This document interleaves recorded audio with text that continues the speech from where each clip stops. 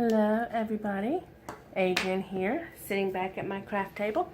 Actually, I'm not at my craft table, I'm at my kitchen table because we had beautiful snow. And the sun bouncing off of the snow into the bay window where my craft table is absolutely blinding. So we are here. I wanted to just do a product review.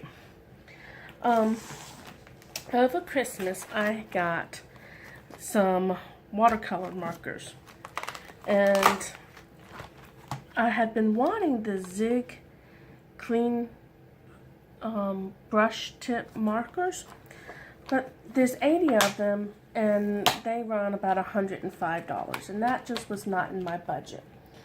But we came across these, which is MagicFly Fine Art. I'll put that back up. MagicFly Fine Art markers. And I got 100 of these for $30. So the price point was much better.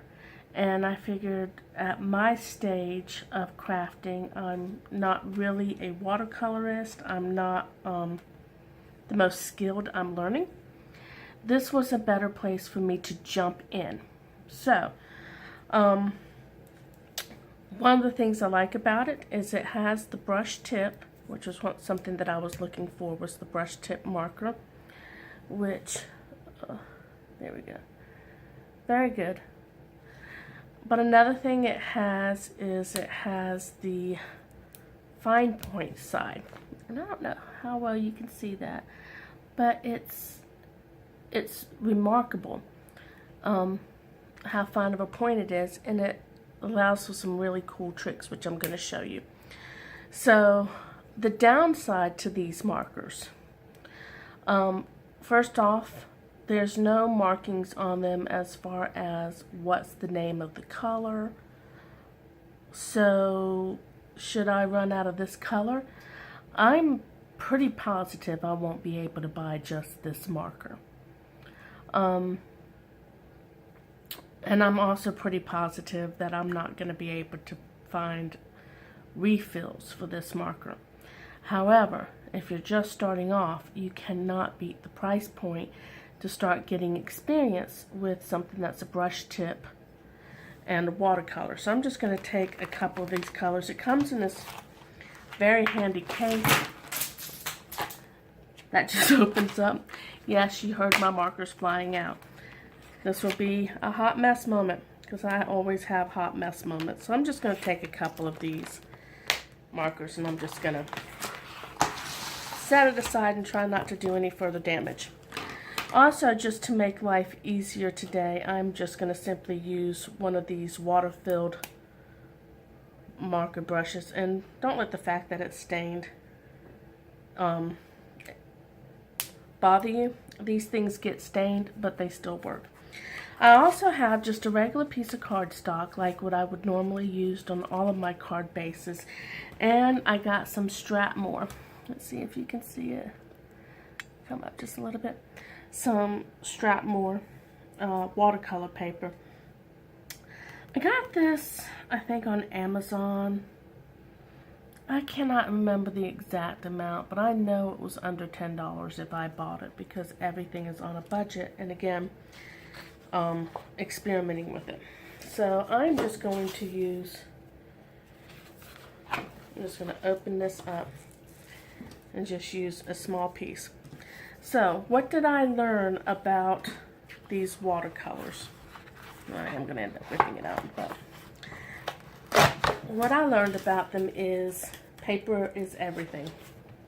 Okay, now I do not know if this is true of any other watercolor marker, but paper is everything so far that I can see.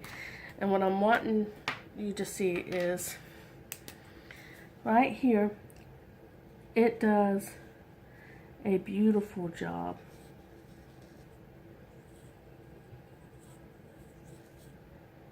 Don't ask me what I did. Here, yo-yo. There we go. Turn it into yo-yo. It's very vibrant. It's bright. The fine tip side marker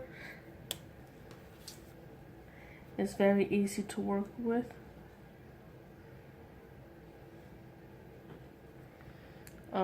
Which I really enjoy. So you can do thin lines, you can do thick lines, you can do what you want. Now,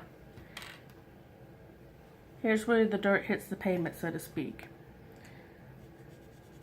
I put a little bit of this out, and I'm going to go in with my watercolor marker. And you saw that I just put it out. And I'm like really working hard to get very little blending, very little coverage, very little movement. And even with the pen side, put it down and immediately going in with the brush. I am getting some movement, but not very much, and it's taking a lot out of my pen.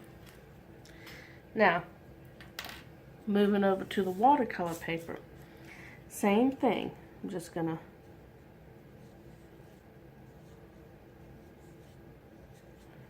it writes just as beautifully. You can use this, but here, get a load of here. Look at how well it just pulls that color down. So if you were doing a snowbank, that would just be positively lovely. You would be able to just take a color, kind of maybe draw in your snowbanks the way you wanted them to be. And then you can decide for yourself. You can just pull that color out, soften up that line, still maintain the definition that you're going for, but just kind of soften everything out. And then another really fantastic thing is, whoops, you do have to be careful the way that you close these. You have to be very careful because the hole is small. Alright, another thing is a lot of people like the zig because you can combine and blend in colors together. So doing that by itself, just taking the two markers by itself, it doesn't really blend. Like right here, you could obviously tell that that did not blend in. However, you add the watercolor to it, and you can create a seamless blend. And I picked really weird colors to do this, but that doesn't change anything. And look at that. I mean, you can't really even see the squiggle lines. So on watercolor paper, these are truly fantastic markers for entry level. I'm just cleaning up my brush. For entry level. So for $30, you would get 100 of these markers, and if you're entry level with the watercolor, I think that it will do what you need it to do. You could use it for the calligraphy, you could use it to try to blend in colors together, you could use it on regular paper as just the marker. Like if you wanted just to color a certain area red and not necessarily blend it or bleed it out, you can do it. It makes a fine, just regular marker. On watercolor paper, that's where you'll get your blending in and your writing in. And the fine tip side not only is good for any type of handwriting you want to do, but it offers you the opportunity to kind of do fine lines and just bring the colors out. I don't know if it was just my experience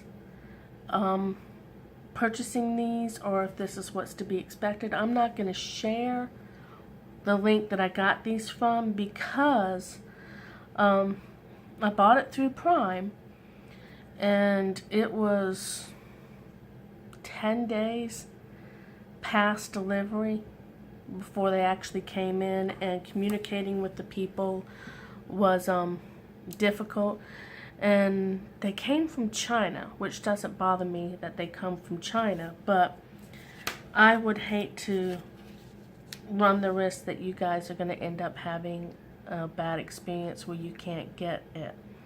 But I did get them. I am very happy with the product, and in my opinion, it was worth the few extra days. I am not aggravated at the few extra days. I just don't want to put you guys through it. But that would be a choice that you make. So you can just go to Amazon and you can look these up.